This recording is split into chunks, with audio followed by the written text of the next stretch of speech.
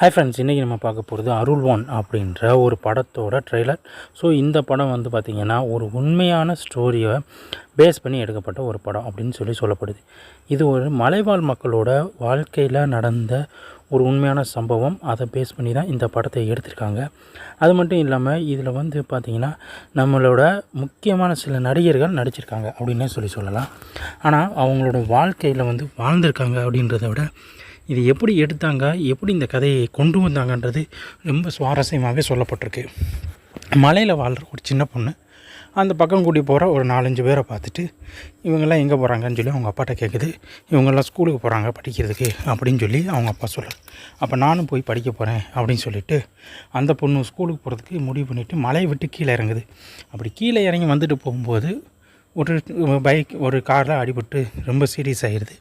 So அந்த பொண்ணு அடிபட்டுறதுன்னு சொல்லி அங்கே வந்த கலெக்டருக்கு தெரியுது. ஸோ அந்த கலெக்டராக அதில் அவர் வந்து என்ன செய்கிறாரு அப்படின்னு சொல்லி பார்த்தா அவர் ரொம்ப பயங்கரமான ஒரு ஸ்டெப் எடுக்க ஆரம்பிக்கிறாரு.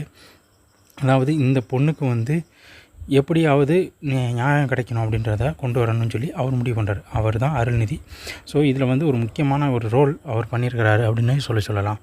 அருள்நிதி இது வரைக்கும் பண்ண ரோலில் இந்த ரோல் வந்து பெஸ்ட்டாக இருக்கும் அப்படின்னு சொல்லி நம்ம கண்டிப்பாக எதிர்பார்க்கப்படுறோம். ஸோ நம்ம டிமாண்டி காலனிக்கு அப்புறம் வந்து அருள்நிதிக்கு இந்த ரோல் ரொம்ப சூட்டாகவே அமைஞ்சிருக்கு. அதே மாதிரி அந்த படத்தில் வந்து இயற்கையோட சூழ்நிலைகளில் மலைவாழ் மக்கள் எவ்வளோ கஷ்டப்படுறாங்க, அவங்க படிப்புக்கும் சாப்பாட்டுக்கும் அவங்களோட வாழ்க்கை முன்னேற்றத்துக்கும் எப்படிலாம் அவங்க கஷ்டப்படுறாங்க அப்படின்றதையும் இந்த படத்தில் டைரக்டர் ரொம்ப பயங்கரமாக சொல்லியிருக்கிறாரு. அது மட்டும் இல்லாமல் மலைவாழ் மக்களோட கஷ்டங்களை எப்படியாவது வெளியில் கொண்டு வரணும் அப்படின்றதுக்காக டைரக்டர் நிறைய மெனக்கிட்டிருக்காரு அப்படின்னே சொல்லலாம். அதே மாதிரி இந்த படத்தில் ஒவ்வொரு சீன் பை சீன்ஸும் இந்த இதுக்கு அடுத்து என்ன சீன் வரப்போகுதுன்னு சில இடங்களில் நம்ம கணித்தாலும் இந்த படம் வந்து உண்மையில் பார்க்குறதுக்கும் ரசிக்கிறதுக்கும் உண்மையில் சூப்பரான ஒரு படமாக இருக்குது. உண்மையான ஒரு ஸ்டோரியை அப்படியே படமாக எடுக்கிறதுக்கு நிறைய ட்ரை பண்ணியிருக்கிறாரு அப்படின்னே சொல்லலாம்.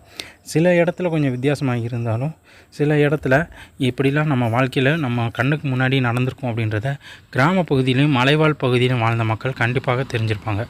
ஸோ இந்த படம் ஆவரேஜஸாக நல்ல படம் தான்.